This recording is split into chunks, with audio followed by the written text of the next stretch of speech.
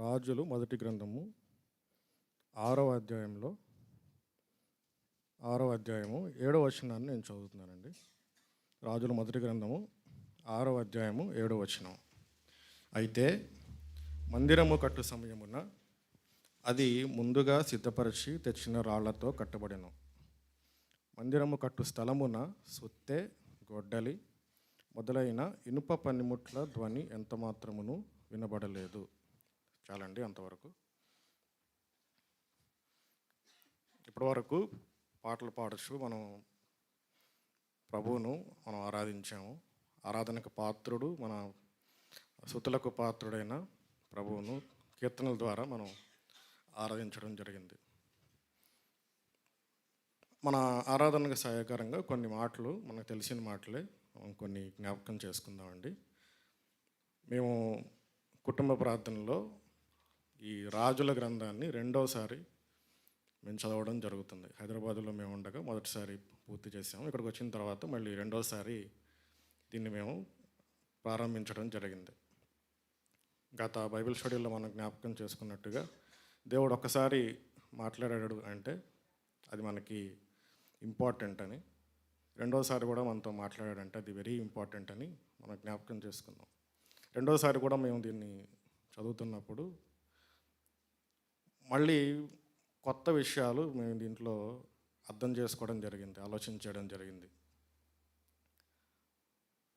In fact చెప్పుకోవాలంటే చాలా వింతగా ఈ వచనం మందిరం కట్టబడిన విధానం మేము చదువుతున్నప్పుడు చాలా కొత్తగా, చాలా వింతగా అనిపించింది అన్నమాట. దేవుడు తనకంటూ ఒక మందిరం నిర్మించబడాలని ఆలోచన చేసినప్పుడు దావీదు చేతనే ఇది కట్టబడి ఉండాల్సింది. అంతవరకు గుడారాల్లో మాత్రమే వీళ్ళు కూడుకొని దేవుని ఆరాధించడం జరిగింది. అయితే దేవుడు తనకంటూ స్థిరమైన ఒక మందిరాన్ని కట్టబడాలి అని ఆలోచన చేసినప్పుడు ఒక సుదీర్ఘమైన గొప్ప ప్రణాళికనే ఆయన తయారు చేసినట్టుగా మనకు కనబడుతుంది. దావీదు చేతనే అది నిర్మించబడాల్సింది, కానీ సొలొమోను వరకు ఆయన దాన్ని వాయిదా వేశాడు. ఆలయ నిర్మాణం మనం చూసినట్లయితే అది చాలా గొప్పగా నిర్మించబడినట్టుగా మనకు కనబడుతుంది. ఈ అధ్యాయంలో మనం చూస్తే చూచాయగా కొన్ని కీ పాయింట్స్ మాత్రం మనకు కనబడతాయి, కానీ తర్వాత అధ్యాయాల్లో డీప్గా మనం వెళ్ళినట్లయితే ఉపకరణాలు ఎలా చేయబడ్డాయి, మేలిం బంగారంతో ఆ నిర్మాణ శైలి మనం చదువుతుంటే ఇశ్రాయేలీల విషయంలో దేవుడు ఎంత గొప్ప ప్రణాళిక కలిగి ఉన్నాడో మనకు అర్థమవుతుంది. ఇది ప్రపంచంలోనే ఒక అద్భుతమైన పనితీరు, అలాగే ఒక ఆధ్యాత్మికమైన ప్రాముఖ్యతను సంతరించుకున్న దేవాలయంగా మనకు కనపడుతుంది అన్నమాట. దేవాలయము అని మనం జ్ఞాపకం చేసుకున్నప్పుడు కూడా మనకి మొదటగా ఏం గుర్తు వస్తుంది అంటే సొలొమోను కట్టిన ఆ దేవాలయం మనకు మొదట జ్ఞాపకం వస్తుందన్నమాట.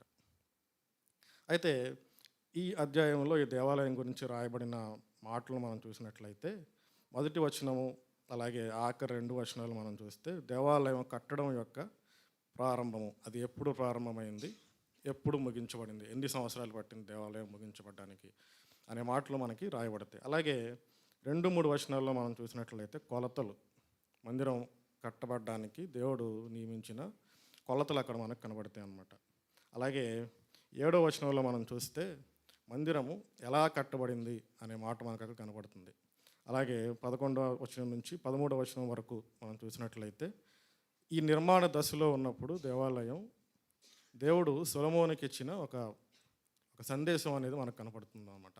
అలాగే తక్కిన వచనాలన్నీ మనం చూస్తే ఈ దేవాలయంలోని మిగిలిన కట్టడాలు అంటే కిటికీలు, గోడలు, గదులు, గర్భాలయం, తలుపులు వగేరా ఇవన్నీ కూడా తక్కిన వచనాల్లో మనకు రాయబడుతుంది. మనం అవన్నీ డీప్గా మనం జ్ఞాపకం చేసుకోవట్లేదు, కానీ మన ఆరాధన సహాయకరంగా కేవలం ఒకే ఒక్క సంగతిని మాత్రమే మనం జ్ఞాపకం చేసుకుందాం. ఇది ఎప్పుడు కట్టబడింది అనే విషయాన్ని మనం ఆలోచన చేస్తే మనకి అక్కడ రాయబడినట్లుగా 480 ఏళ్ళ తర్వాత, అంటే వారు ఎక్కడి నుంచి 480 ఏళ్ళు, ఐగుప్తు నుంచి వాళ్ళు విడిపించబడిన 480వ సంవత్సరం అది దేవాలయం కట్టడం ప్రారంభమైనట్లుగా ఇక్కడ దేవుడు రాయించాడు.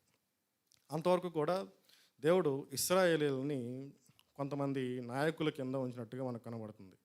40 సంవత్సరాలు మోషే కింద, 17 సంవత్సరాలు యెహోషువ కింద, అలాగే 299 సంవత్సరాలు న్యాయాధిపతుల కింద, 40 ఏళ్ళు ఏలి, జాయింట్గా సమూయేలు సౌలు కింద ఒక 40 ఏళ్ళు, దావీదు కింద 40 ఏళ్ళు, అలాగే ఆఖరిగా సొలొమోను పాలన అప్పటికి ప్రారంభమై 4వ సంవత్సరం 4 ఏళ్ళు సొలొమోను అప్పటి వరకు సొలొమోను రాజ్యం స్థిరపరచబడిన తర్వాత దేవుడు ఈ ఆలయ కట్టడం నిర్మాణాన్ని ప్రారంభించినట్టుగా మనకు తెలుస్తుంది. అయితే ఇంత గొప్ప ప్రణాళిక, ఇంత గొప్ప అద్భుతమైన ఆలయాన్ని ఇశ్రాయేలీయులు నోచుకున్నట్లుగా మనకు కనబడుతున్నారా అంటే, ఇశ్రాయేలీయులు వారు చేసిన పాపాలను బట్టి, అలాగే దేవుని పైన వారు చేసిన తిరుగుబాటును బట్టి ఈ యొక్క ఆలయం కేవలం 430 సంవత్సరాల లోపలే, 480 సంవత్సరాలు ఇశ్రాయేల్ని సిద్ధపరిచాడు ఒక ఆలయం కట్టబడడానికి. 430 సంవత్సరాల లోపలే ఈ యొక్క ఆలయం నెబుకద్నెజరు అనే రాజు ద్వారా కూల్చబడినట్లుగా మనకు కనబడుతుంది.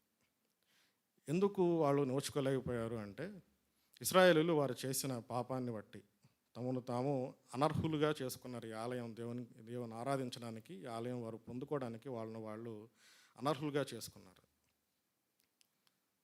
కొత్త నిబంధన గ్రంథంలో విశ్వాసులమైన మనం కూడా ఆలయంతో పోల్చబడ్డాం కదండి. మీరు మీ సొత్తు కాదు, విలువ పెట్టి కొనబడిన వారు అంటూ, మీరు మీ శరీరములు దేవుని ఆలయమై ఉన్నది మీరు ఎరుగరా అనే మాట పౌలు భక్తులు రాస్తూ ఉంటారు. దేవుని ఆలయంగా మన శరీరం మలచబడినప్పుడు ఇంత గొప్ప ఆలయాన్ని నోచుకునే స్థాయిలో మనం దీన్ని కొనసాగించుకుంటున్నామా లేదా అని ఉదయకాల సమయంలో మనం పరీక్షించుకోవాల్సిన వారంగా ఉన్నాం. ఇశ్రాయేలీయులు అయితే నోచుకోలేకపోవడం వల్ల కట్టబడిన అంత అందమైన ఆలయం అది ఏం చేయబడిందంట, కూల్చివేయబడినట్లుగా మనకు కనబడుతుంది. కాబట్టి ఉదయకాల సమయంలో దేవుడు మనకిచ్చిన ఈ ఆలయాన్ని మరి మనం ఎంతవరకు జాగ్రత్తగా కాపాడుకోగలిగామో మనం జ్ఞాపకం చేసుకోవాల్సిన వారంగా ఉన్నాం. అలాగే రెండవ సంగతి మనం చూసినట్లయితే అది కట్టబడిన విధానం. అది ఎలా కట్టబడిందంటేనండి, ముందుగా సిద్ధపరిచి తెచ్చిన రాళ్లతో అది కట్టబడెను. ఈ నిర్మాణ శైలి మనం చూస్తే సొలొమోను యొక్క వివేకవంతమైన, జ్ఞానవంతమైన ఒక నియమం మనకు కనపడుతుంది. ఏ పనైనా ప్రారంభించడానికి ముందు సిద్ధపాటు కదండి. ఒక ఇల్లు కట్టే విషయంలో కూడా సొలొమోను ఒక సామెత రాశాడు చూడండి. 24వ అధ్యాయం సామెతలు 27వ వచనం. 24వ అధ్యాయం 27వ వచనం నేనే చదువుతున్నాను. బయట నీ పని చక్కబెట్టుకొనుము, ముందుగా పొలంలో దాన్ని సిద్ధపరచము, తర్వాత ఇల్లు కట్టుకొనవచ్చు. ఇల్లు ఎలా కట్టుకోవాలో సొలొమోను ఇక్కడ తన సామెతల్లో చెప్తున్నట్లుగా జ్ఞానవాక్యము, జ్ఞాన బోధ మనకు చేస్తున్నట్లుగా కనబడుతుంది. ఇల్లు విషయంలోనే ముందుగా సిద్ధపరచుకొనము, తర్వాత దాన్ని కట్టుకొనవచ్చును అంటున్నాడు. మరి దేవుని ఆలయం విషయంలో మరి ఎంత జాగ్రత్తగా ఆ కాలంలో తీసుకొనబడిందో మనం ఆలోచించవలసింది. విశ్వాసులము మనం కూడా కొన్ని చోట్ల సజీవమైన రాళ్లగా మనం పోల్చబడ్డాం కదండి. ఈ ఉదయకాల సమయంలో దేవుని ఆరాధించడానికి స్థలంలో, ఆయన మందిరంలో కూడుకున్న మనం మరి మన ఆరాధన సిద్ధపాటుతో కూడిందైతే అది ఎంత గొప్పగా ఉంటుందో కదా. మొదటి సంగతిలో మనం చూసినప్పుడు దేవుడు బాహ్య సౌందర్యానికి ఎంత ప్రాధాన్యత ఇస్తాడో మనకు కనబడుతుంది కదా. దేవుడు అంతరంగాన్ని మాత్రమే చూస్తాడు. ఎంత గొప్పగా మేలిం బంగారంతో దేవుని ఆలయం కట్టబడినప్పటికీ దేవుడు దాన్ని చాలా చిన్నగా, చాలా తక్కువగా చూడడం జరిగింది. అంతకంటే ఎక్కువగా ఆయన ఏం కోరుకున్నాడంటే, ఇశ్రాయేలీయులు ఆయన మాట విని ఆయనకి విధేయులు కావాలని ఆయన కోరుకున్నాడు. దేవుడు కోరుకునేది అదే. ఇంకా మనం ఆరాధనలో మనం మాట్లాడే మాటలు కూడా కొన్ని గ్రాంధికమైన పదాలు మనం వాడుతూ ఉంటాం, కొన్ని బలమైన పదాలు. అవి వాడొద్దు అని నేను చెప్పడం కాదు, కానీ ఒకవేళ ఆ పదాలు మన హృదయంలోంచి వచ్చినాయి అయితే, మత్తయి సువార్తలో ప్రభువు చెప్తుంటాడు కదా, వేషధారుల ఆరాధన ఎట్లాగుంటుందంటే, పెదవులతో ఆయన స్తుతిస్తారు కానీ హృదయాలు ఆయనకి దూరంగా ఉంటాయట. మనం మాట్లాడే మాటలు, మనం స్తోత్రాలు చెల్లించేటప్పుడు మనం ఉపయోగించే మాటలు, ఒకవేళ మన హృదయంలో నుంచి వచ్చే మాటలైతే అవి దేవుడు వాటి పట్ల ఆ ఆరాధనను అంగీకరించేవాడిగా ఉన్నాడు. లేదా ఒకవేళ మన ఆరాధనలు వ్యర్థమైన ఆరాధన, కూల్చివేయబడిన ఆరాధనలుగా ఒకవేళ మారిపోతాయేమో. అలాగే ఇక్కడ కూడా కట్టబడిన విధానంలో సిద్ధపాటుతో మనం వచ్చామో లేదా ఈ ఉదయకాల సమయంలో మనం జ్ఞాపకం చేసుకుందాం. సిద్ధపరిచి తెచ్చిన రాళ్ళు. మన దేహం అనే ఈ ఆలయం కంటే ముందుగా ఈ ఉదయకాల సమయం మనం జ్ఞాపకం చేసుకోవాల్సింది ఏంటి అంటే, ప్రభువే ఒక దేవాలయంగా ఆయన గురించి ఆయన ప్రకటించుకున్నాడు. యోహాను సువార్త 2వ అధ్యాయం 21వ వచనంలో ఆయన దేహం అనే దేవాలయం గురించి ఆయన మాట్లాడినట్లుగా మనం చూస్తాం. మొదటిగా ఆయన కట్టబడిన ఆయన దేహం అనే ఆలయాన్ని మొదట మనం జ్ఞాపకం చేసుకోవాల్సిన వారమై ఉన్నాం. ఆ దేహం అనే ఆలయం అది ఎట్లా కట్టబడింది అంటే, ఆయన కూడా మొదట సిద్ధపరచబడ్డాడు కదండి. ఏది కూడా ఈ ఆలయం కట్టబడిన ఈ ఆలయం కూడా అప్పటికప్పుడు అనుకొని కట్టబడిన ఆలయం కాదు, సిద్ధపరిచిన రాళ్ళు తెచ్చి కట్టారంట. ప్రభువు కూడా ఆయన ఎప్పుడు నియమించబడ్డాడు ఈ ఆలయం కట్టబడడానికి, కొత్త నిబంధన ఆలయం కట్టబడడానికి అంటే, జగత్తు పునాది వేయబడక మునిపే ఆయన అందుకు సిద్ధపరచబడినట్లుగా మనకు కనబడుతుంది. జగత్తు పునాది వేయబడక మునిపే ఈ ఆలయం సిద్ధపరచబడింది. క్రీస్తే నిజమైన ఆలయం. ఆ ఆలయంలోనే దేవత్వం యొక్క సర్వసంపూర్ణత నివసించింది. ఆలయం ద్వారానే మనం తండ్రి అయిన దేవుని మనం చేరుకోవాల్సిన, నా ద్వారా తప్ప ఎవరునూ తండ్రి వద్దకు రాలేరనే మాట మనం చదువుతున్నాం. కాబట్టి ఈ ఆలయ ప్రవేశాన్ని మనం పొందుకున్నామంటే యేసుక్రీస్తు అనే ఆలయం. ఈ ఆలయం ఎలా కట్టబడింది అంటే, అర్పించబడిన ఆయన శరీరము. ఆ మాట కూడా మనం చూడండి. హెబ్రీ పత్రికలో 10వ అధ్యాయం నుంచి ఒక మాట చదువుదాం. హెబ్రీ పత్రిక 10వ అధ్యాయము 5వ వచనం నుంచి నేను చదువుతాను. కాబట్టి ఆయన ఈ లోకమందు ప్రవేశించినప్పుడు ఇలాగూ చెప్పుచున్నాడు, బలియు అర్పణయు నీవు కోరలేదు కానీ నాకొక శరీరమును అమర్చితివి అనే మాట. ఆయన శరీరం అనే ఈ ఆలయం ఎలా కట్టబడింది అంటే, ఆయనకు ఒక శరీరం అమర్చబడింది. ఆ శరీరము శ్రమ పొందడానికి, అపహాసం పొందడానికి, హింస పొందడానికి సిద్ధపరచబడింది. ఎప్పుడు అంటే జగత్తు పునాది వేయబడక మునిపే.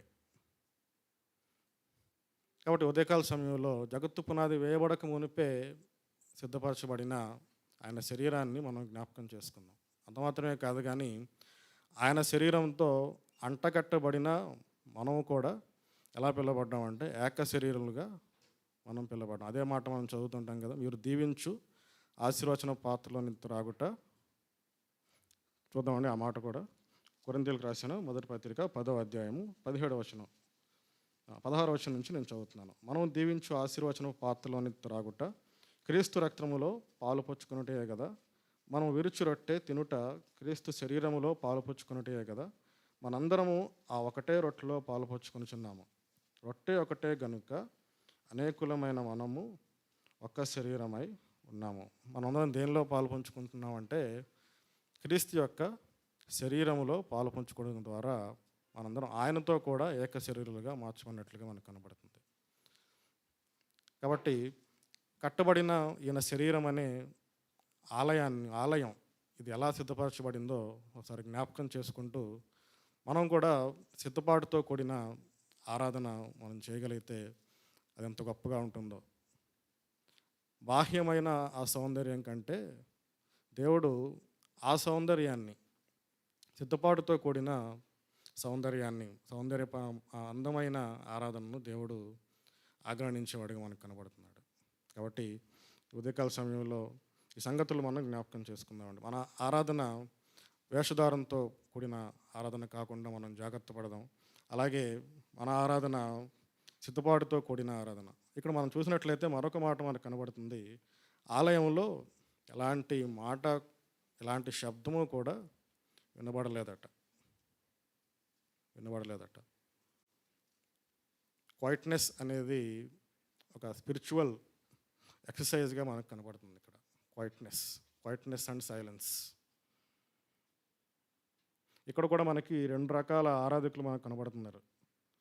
మౌనంగా ఆరాధించే ఒక గుంపు కనబడుతుంది. అలాగే కీర్తనల గ్రంథం 74వ కీర్తనలో మనం చూసినట్లయితే అక్కడ ఆర్భాటించేవారు ఆరాధన కనబడుతుంది. ప్రత్యక్ష గుడారంలో కొంతమంది ఆర్భాటిస్తున్నారంట. మీరు తర్వాత చదువుకోవచ్చు ఆ వచనాన్ని. 74:4 వచనం. నీ ప్రత్యక్ష గుడారంలో నీ శత్రువులు ఆర్భాటించుచున్నారు అనే మాట కనబడుతుంది.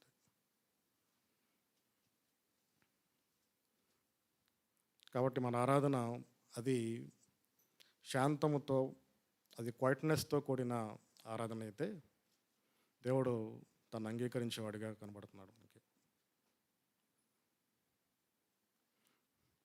యేసుక్రీస్తు ప్రభు ఒక శరీరము కట్టబడిన విధానంలో కూడా ఒక మౌనం మనకు కనబడుతుంది కదండి. ఆయన బొచ్చు కత్తిరించు అని ఎదుట ఆయన ఎలా ఉండిపోయాడట? మౌనంగా ఉన్నాడంట.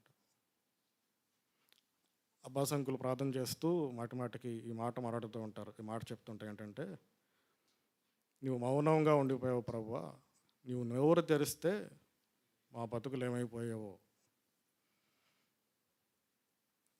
కదండి. నా మాట అగ్ని వంటిది కాదా, బండను బద్దలు చేయ సుత్తె వంటిది కాదా అనే మాట మనం చదువుతాం. ఆయన మాట ఎలా పోల్చబడింది అంటే సుత్తెతో పోల్చబడింది. కానీ ఆ కలువరి సిలువలో ఆ సుత్తె ఏమైపోయిందంటే మోగిపోయిందండి. ఎవరి కోసం అంటే మన కోసమే. ఆ సుత్తె ఒకవేళ మాట్లాడి ఉంటే నిజంగా మన బతుకులు ఏమైపోయావో, ఏమైపోయావో. కాబట్టి ఆయన సిద్ధపరచబడిన విధానాన్ని మనం జ్ఞాపకం చేసుకుందాం.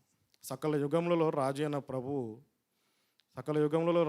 ప్రభు ఒక వడ్రంగి కుమారునిగా మార్చబడ్డానికి సిద్ధపరచబడ్డాడు. ఆయన జీవన విధానం చూస్తే ఆకాశ పక్షులకు గూళ్ళు ఉన్నాయి, నక్కలకు బురేలు ఉన్నాయి, కానీ మనుష్య కుమారుడు తలవాల్చుకోవడానికైనా స్థలం లేదు. ఆ పరిస్థితికి ఆయన సిద్ధపరచబడ్డాడు. ఆయన జేబులో ఒక అరశకలు కూడా లేదు పన్ను కట్టడానికి. ఆ పరిస్థితి గుండా ఆయన వెళ్ళడానికి సిద్ధపరచబడ్డాడు. తన శిష్యుల చేతనే మోసపరచబడ్డానికి సిద్ధపరచబడ్డాడు. అన్యాయపు తీర్పు పొందడానికి సిద్ధపరచబడ్డాడు. ఆ యెరూషలేము వీధుల్లో అపహాసం పొందుతూ, హేళన చేస్తూ, హేళనను పొందుతూ ఆ యెరూషలేము వీధుల్లో ఈడ్చబడ్డానికి సిద్ధపరచబడ్డాడు. చివరిగా మౌనంగా ఆ కలువరి సిలువలో ఆ మరణాన్ని పొందుకోవడానికి ఆయన సిద్ధపరచబడ్డాడు. సిద్ధపరచబడిన ఆయన శరీరాన్ని మనం మౌనంగా సిద్ధపరచబడిన ఆయన శరీరాన్ని మనం ఉదయకాల సమయంలో మనం జ్ఞాపకం చేసుకుంటూ, ఆయన శరీరానికి సాదృశ్యంగా ఉన్న ఈ రొట్టెలో మనం పాలు పొందబోవారమై ఉండగా మళ్ళీ మనం సిద్ధపడుతూ మనం ఇప్పటికే సిద్ధపడి ఉండాలి. ఒకవేళ అనుభవం లేకపోతే మన ఆరాధనలు సిద్ధపాటుతో కూడినవై ఉన్నట్లుగా ప్రభు మనలను ఆ విధంగా నడిపించునుగాక. ఈ కొద్ది మాటలను ముగిస్తూ మనం స్తుతి ఆరాధనలోనికి మనం సాగిపోదాం.